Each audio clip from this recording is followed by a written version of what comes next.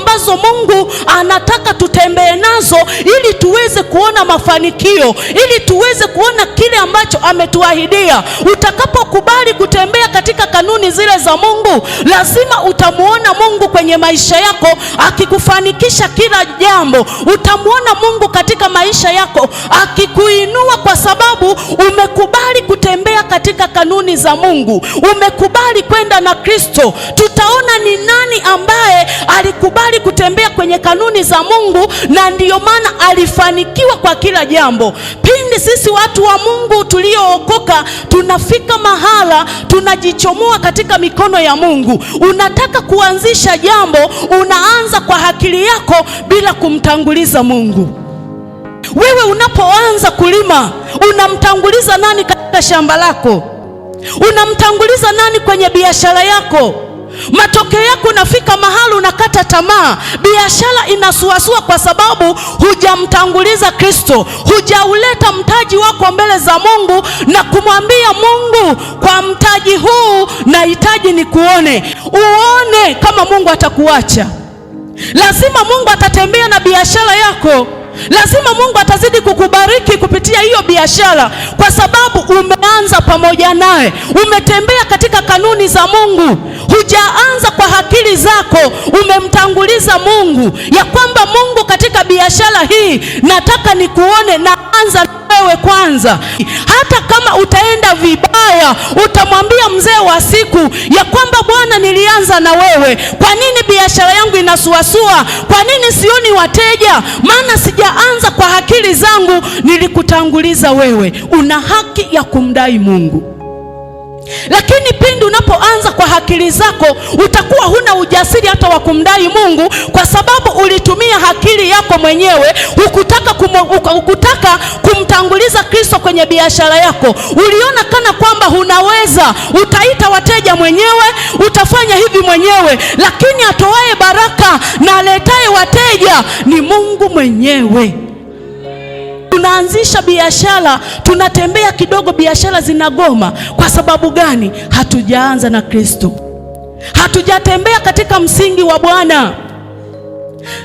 Anza na Bwana kwa kile ambacho unakusudia kukifanya, ili uweze kuona mafanikio ya kimungu katika biashara hiyo iliyo ndogo.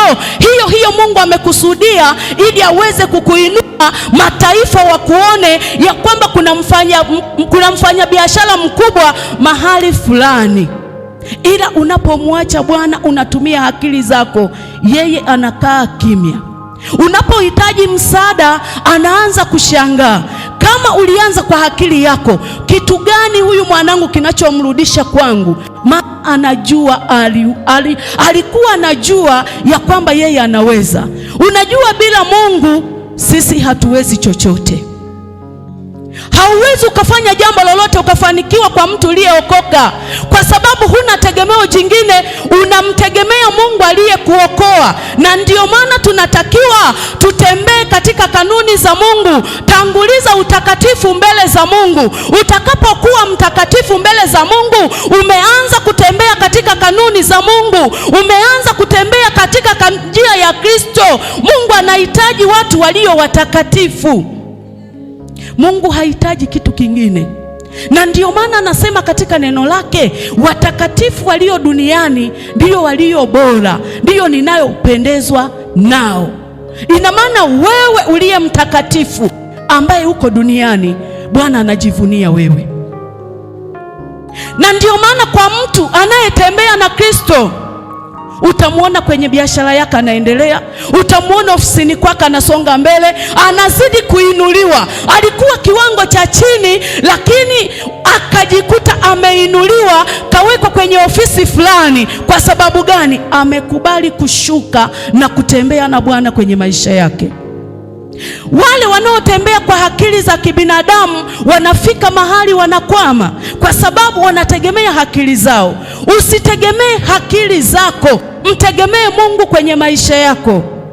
Mtangulize yeye, ndiye mwenye mafanikio yote, ndiye aliyeshikilia baraka zako. ndiye aliyeshikilia kazi yako, ndiye anayekaa ofisini kwako. Na ndiyo maana unapofika ofisini, haijalishi wewe ni fundi cherehani, haijalishi umeajiriwa serikalini, mtangulize Mungu. Omba kwanza ndiyo ufungue ofisi. Haleluya. Utakapomtanguliza Mungu, utamwona Mungu kwenye maisha yako. Bwana atakuwa pamoja na wewe, ataendelea kutenda, ataendelea kukuinua kiwango, hatua kwa hatua. Utaendelea kushuhudia makuu ya Bwana. Utabaki unashangaa kwamba na hiki Bwana ameamua kunibariki, mbona sijakiomba? Mbona sijamwambia Bwana ninahitaji hiki? Kumbe Mungu anaangalia, ameona wewe unatembea katika kanuni zake, na ndiyo maana Mungu anaamua kukuinua pasipo kumuomba. Hautaomba kitu chochote, bali yeye Mungu atafanya kwa sababu moyo wake unaufurahisha. Maana anapotazama na kuangalia, anaona mwanangu yuko sahihi, anatembea katika kanuni zangu. Yeye ni mwaminifu ibadani, yeye ni mwaminifu kwenye zaka, yeye ni mwaminifu kutoa sadaka, yeye ni mwaminifu kwa mambo yote. Ukiwa mwaminifu katika mambo hayo, Mungu hawezi akakuacha. Lazima Bwana atakuwa pamoja na wewe, na utaziona baraka za Bwana. Utayaona mafanikio kutoka kwa Kristo. Wengine watahangaika, lakini wewe hutahangaika. Wengine watahangaika kwenye biashara, lakini wewe hutahangaika. Utamwambia mzee wa siku, Bwana, nimefungua ofisi, naomba nikuone kwa siku ya leo. Mungu mwaminifu atatenda. Unajua, kama wewe ni mfanyabiashara, unaweza ukajifunza kitu. Kama yeye amefanikiwa, kama yeye ameweza, kwani mimi nitashindwaje kufanya hayo? Ila anza kujiangalia ndani yako. Je, hauna chochote cha kigeni ndani ya moyo wako? Hauna chochote ambacho cha kuzuia ndani yako? Kama huna, tunatakiwa kuiga yaliyo mema, si ndivyo? Iga yaliyo mema, usiige yaliyo mabaya.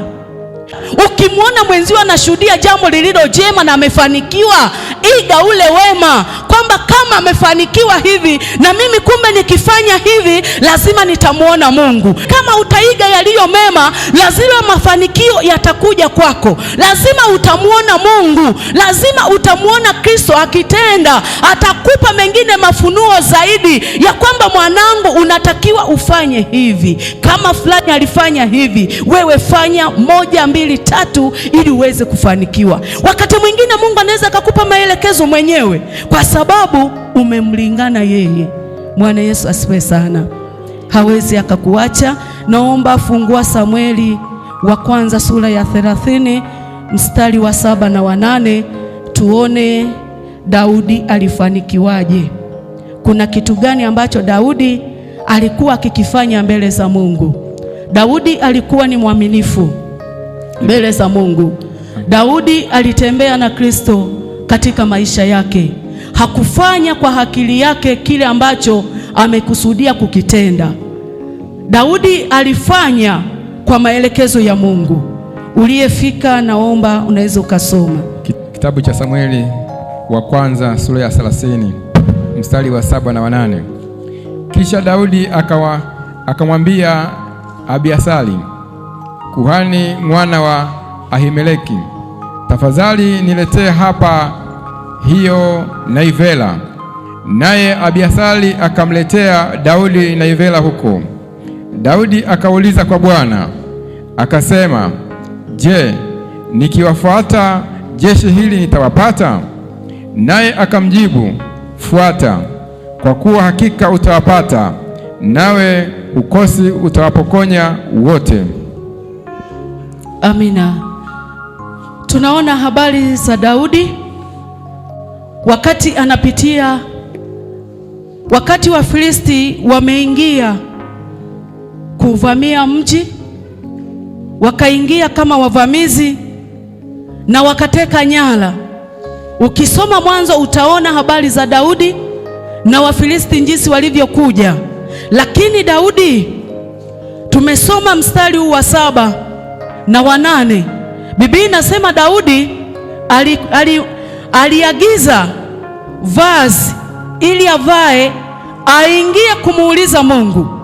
Aliagiza naivera ya kwamba niletee nivae niingie mbele za Mungu, kwa sababu Daudi alikuwa ni kuhani. Daudi hakutenda kwa matakwa yake mwenyewe, aliuliza kwa Bwana. Ndiyo maana Daudi alipoona hiyo hali imetendeka, ameona Wafilisti wameingia wakafanya mambo yasiyofaa, Daudi hakuamua ya kwamba mimi ni mfalme, naomba tufanye hiki. Yeye katika uongozi wake wote alimtegemea Mungu, na ndiyo maana akaagiza niletee naivera. Ina maana yule aliyeagizwa akaleta ile naivera, na ile naivera inasemekana kwamba lilikuwa ni vazi takatifu linalovaliwa na makuhani wakuu. Ni vazi takatifu ambalo linavaliwa na makuhani wakuu, ile naivera. Akaiagiza Daudi, naomba uniletee, kwa sababu alikuwa anavaa ili aingie chumba cha kumuuliza Bwana. Na ndiyo maana akavaa lile vazi, lilikuwa ni vazi takatifu, ina maana limetengwa kwa ajili ya makuhani. Lile vazi vazi maalum, na ndiyo maana Daudi akaagiza hili vazi ili avae aingie kumuuliza Bwana. Na Daudi alipolivaa lile vazi aliingia kumuuliza Bwana. Daudi akauliza mbele za Mungu ya kwamba je, hawa Wafilisti niwafuatie, niwapandie? Lakini Mungu akamwambia wapandie. Bwana Yesu asiwe sana. Angetumia akili zake mwenyewe, wakati mwingine asingefanikisha. Angesema mimi nainua jeshi, naingia vitani, wakati mwingine wangepigwa, kwa sababu hakufuata utaratibu. Tunatakiwa kufuata utaratibu wa kimungu. Daudi alifuata utaratibu, na ndiyo maana alifanikiwa na karudisha zile nyara. Kwa sababu gani? Alimuuliza mzee wa siku ya kwamba Bwana, hawa watu walioingia kuutenda hivi huu mji, je, niwafuatie, niwapandie? Mungu akamwambia wafuatie, wewe utawafata na utawapata na utawapokonya kile walichokichukua. Na kweli Daudi akaanza safari na watu wake. Alipofika kule, Daudi alifanikiwa kwa sababu alianza pamoja na Mungu.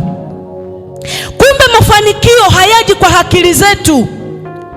Wewe mtu uliyefanikiwa, usije ukajivuna kwamba ni kwa akili zako, ni kwa ujanja wako. Hapana, ni Mungu mwenyewe amependa kukupa. Kutafika wakati Mungu anaweza akaondoa kile ambacho amekupa akamgawia na mtu mwingine, na yeye akabarikiwa. Mungu ni wa nyakati na majira yake, huwa anatoa kwa kila mmoja, huwa anabariki kila mmoja.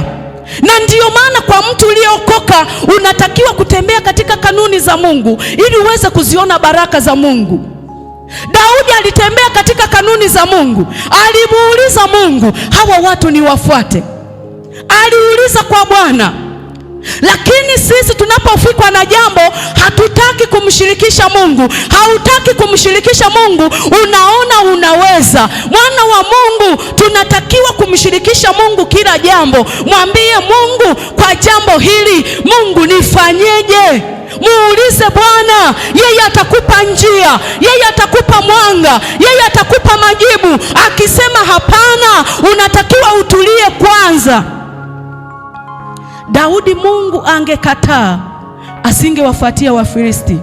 Lakini Mungu alipokubali, Daudi alianza safari pamoja na jeshi lake, na ndiyo maana akafanikiwa, akarudisha zile ambazo zilichukuliwa mateka. Tayari Daudi alipofika kwake alikuta wanawake hawapo, lakini kwa neema ya Mungu, Mungu alipomuuliza akampa mwanga, akampa njia, na Daudi akachukua hatua, na kisha akawarudisha. Na wale wengine waliochukuliwa mateka akafanikiwa kuwarudisha, kwa sababu Bwana alikuwa pamoja naye katika hiyo safari. Kwa hiyo tunatakiwa kutembea na Mungu kwenye maisha yetu. Usimuache Mungu kwa sababu unapitia wakati mgumu. Muulize Bwana, hiki kimekuja, natakiwa nifanyeje?